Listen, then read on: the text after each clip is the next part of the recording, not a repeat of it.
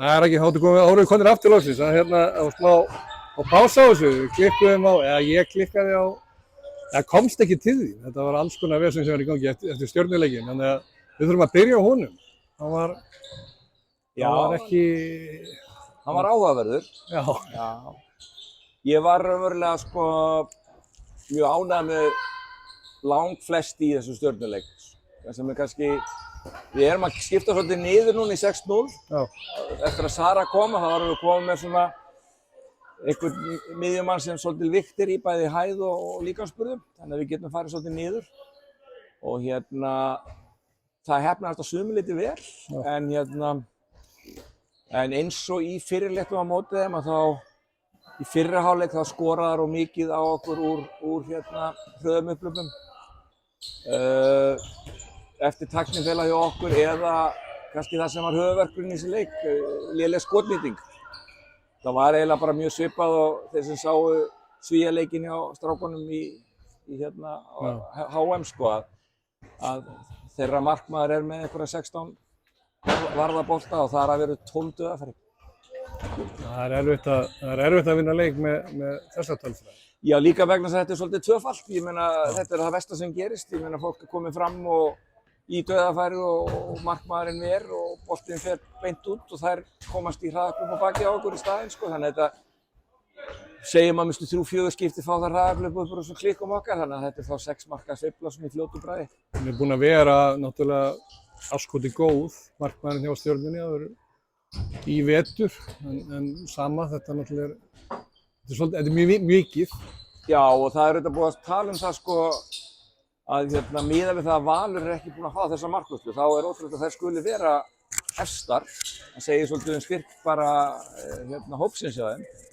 Því að Vestmannaeyjar, Stjarnan og Fram eru öll með yfir 13-14 bolt í leik og yfir 40% markvörslu.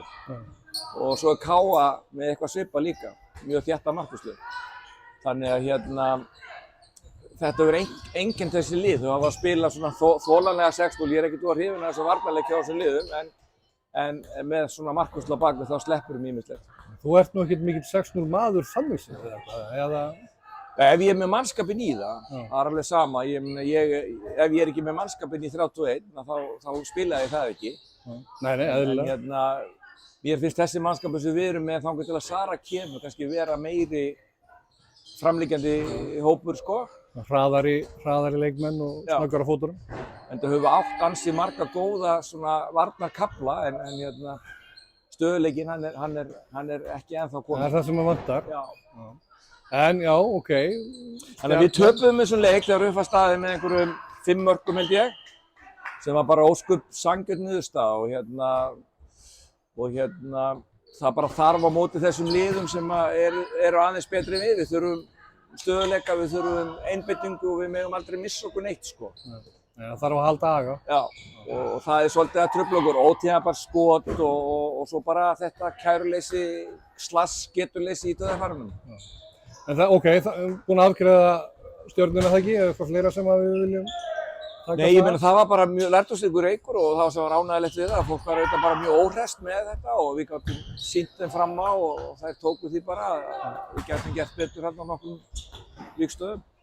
Fórum með það inn í HK-leikinn sem er leikur sem við eigum að vinna fyrirfram og var mjög mikilvægur fyrir okkur til þess að svona losna endanlega frá þessum umspilsfallpakka og við gerum það bara mjög sannfærandi. Við kláruðum þann leik eiginlega bara á korteri og spilum mjög góða 6-0 vörn, sérstaklega í fyrri hálfleik og gátum hreyft liðið og skoruðum 32 mörk, þannig að það var bara mjög vel gert hjá hópnum. Þannig að maður segja það að sá leikur þar sem þú mætir svona sem liðið sem á að vinna, það gekk vel.